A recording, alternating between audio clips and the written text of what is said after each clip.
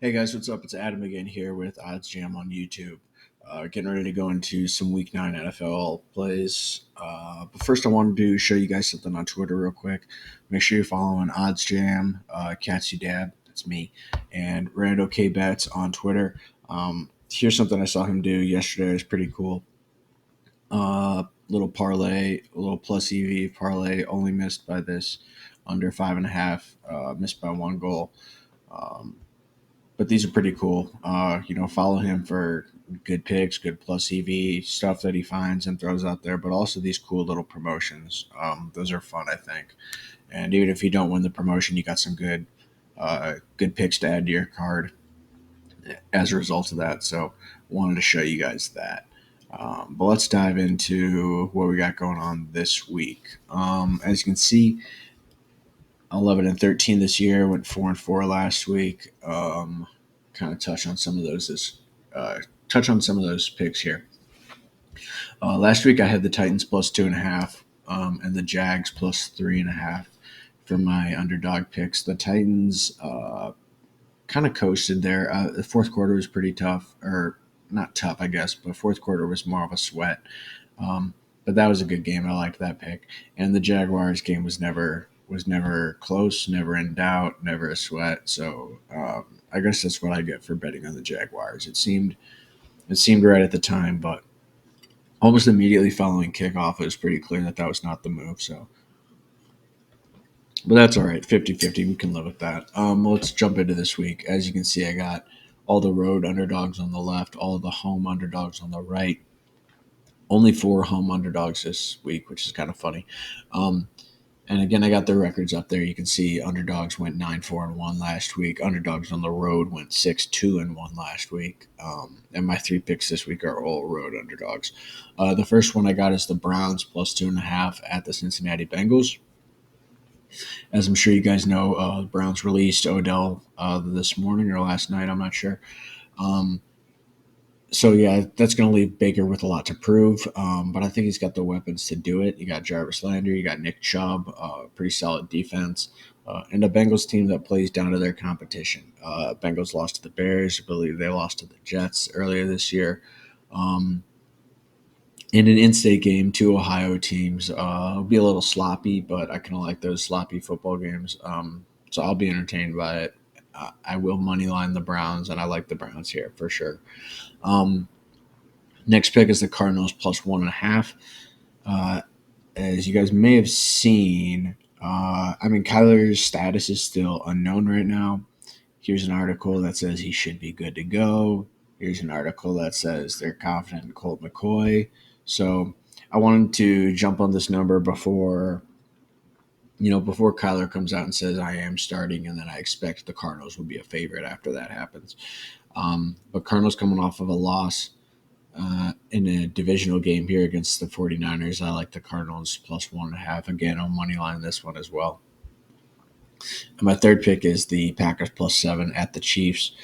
No Aaron Rodgers is going to be difficult, of course, but they are getting some of their wide receivers back. And if you look at their game plan from last week, A.J. Dillon ran it 16 times. Aaron Jones ran it 15 times. It's 30-plus rushes.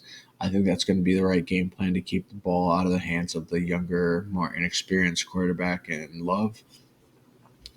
So yeah, I like the Packers plus 7. You can probably find it at plus 7.5. Obviously, I would take that over plus 7, um, but yeah, so that's what I got for those 3 underdog picks: the Browns plus 2.5, Cardinals plus 1.5, and Packers plus 7. Here's the totals for this week. My picks last week were the Titans and the Colts under 50.5, and the Eagles and Lions under 48. I also live bet the Colts under 59.5.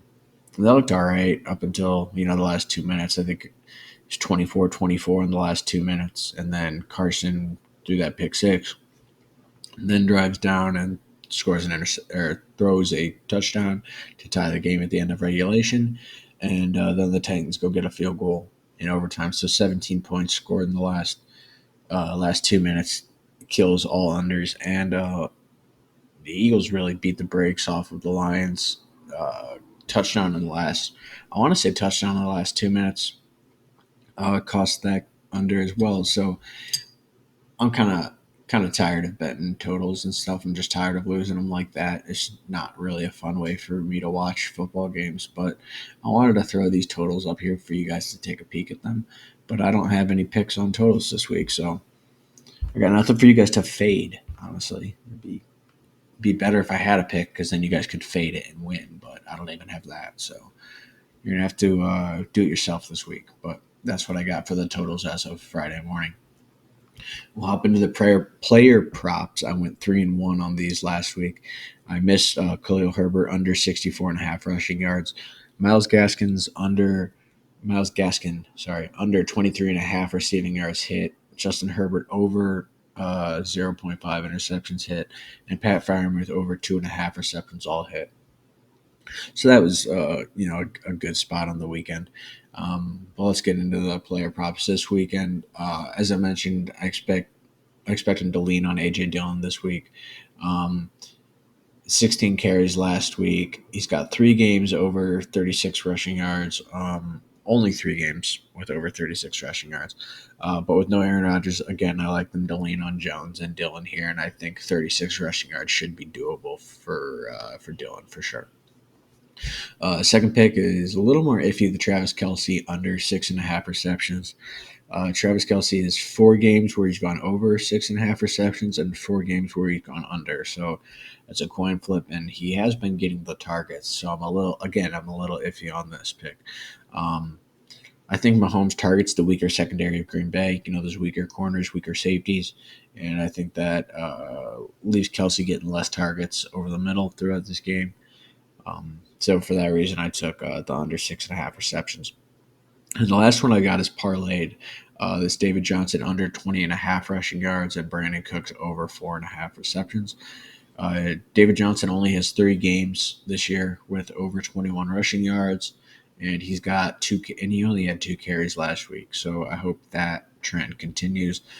And with Brandon Cooks, 7 of his 8 games this year over 4.5 receptions, 7 of 8. So I really like that. And you see the price there. The Pinnacle Perfect Line's got it at -179. Caesars over at -140. I parlayed both of those on Caesars and got it at 120. So that's a nice little way to make those make some of those juiced lines. I mean, they're not juiced lines because they are priced at a discount, but you know what I mean by juiced lines. So you take those lines and you put them together, you get a +120 out of it. So I like that. But those are my 3+ EV player props, and I know I'll add more closer to the weekend. Just you got to wait for injuries and other things to clear up and those lines to get into the books before I can take them. But that's what I got. Those are my 3 player props so far. AJ Dillon over 35.5 rush yards. Travis Kelsey under 6.5 receptions. And then this little parlay, David Johnson under 20.5 rush yards with Brandon Cooks over 4.5 receptions. Again, I had no totals, and these were my 3 underdog plays: Browns +2.5, Cardinals +1.5, and the Packers +7. So that's what I got going on this week. Again, watch injury report for Kyler Murray and others, depending on what you're looking for. Keep an eye on this plus EV screener, and make sure you follow Randall Odds Jam for some bets, some promotions. Follow me for some fun. Um, yeah, But that's the video that I got going on for Friday morning. So, like I said, hit me up. Hope you guys have a good weekend. Make some bucks. I'll catch you guys later. Peace out.